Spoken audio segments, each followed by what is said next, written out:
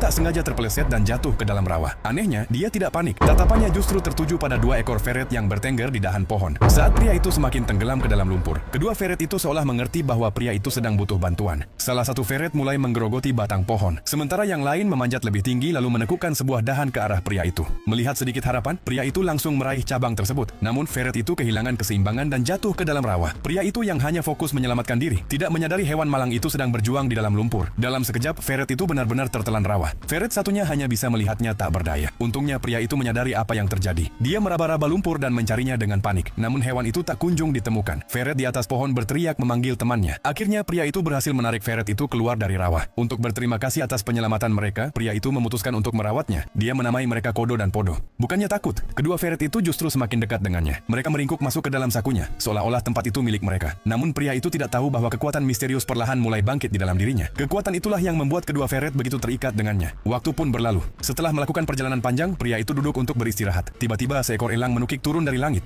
Dia menatap mata elang itu, dan tiba-tiba penglihatan aneh memenuhi pikirannya. Dia melihat para prajurit mengejar seekor hewan, mengikatnya pada tiang dan memukulinya tanpa ampun. Saat itu pria itu menyadari bahwa elang itu sedang meminta bantuannya. Didorong oleh perasaan yang tidak bisa dijelaskan, dia langsung pergi mencari tempat yang ada dalam penglihatannya. Tak lama dia menemukan seekor panter hitam yang dirantai pada tiang, dengan 2 prajurit yang bersiap menyerangnya. Pria itu tidak langsung maju. Sebaliknya dia menyuruh Kodo dan Podo untuk mencuri busur milik para prajurit. Saat para prajurit menyadarinya, semuanya sudah terlambat. Pria itu maju untuk menyelamatkan panter tersebut. Tanpa busur mereka, para prajurit mencabut pedang dan menyerang. Namun pria itu tidak gentar. Dia bertarung dengan ganas dan berhasil mengalahkan mereka. Baru saat dia menarik napas lega, prajurit berkuda muncul dengan busur yang diarahkan tepat ke pria itu. Sebelum dia sempat menembak, elang tadi menukik dari atas dan menjatuhkan prajurit itu dari kudanya. Melihat kesempatan, pria itu melempar pisau dan memotong tali yang mengikat panter. Panter yang bebas itu mengaum penuh amarah, lalu menerkam prajurit yang jatuh dan mencabik-cabiknya. Setelah semuanya berakhir, pria itu hendak pergi. Namun dihentikan oleh panter. Sebagai tanda terima kasih, panter itu memilih untuk mengikutinya. Pria itu tersenyum dan memberinya nama Rohart. Dengan begitu, dia mendapatkan satu lagi teman yang sangat kuat.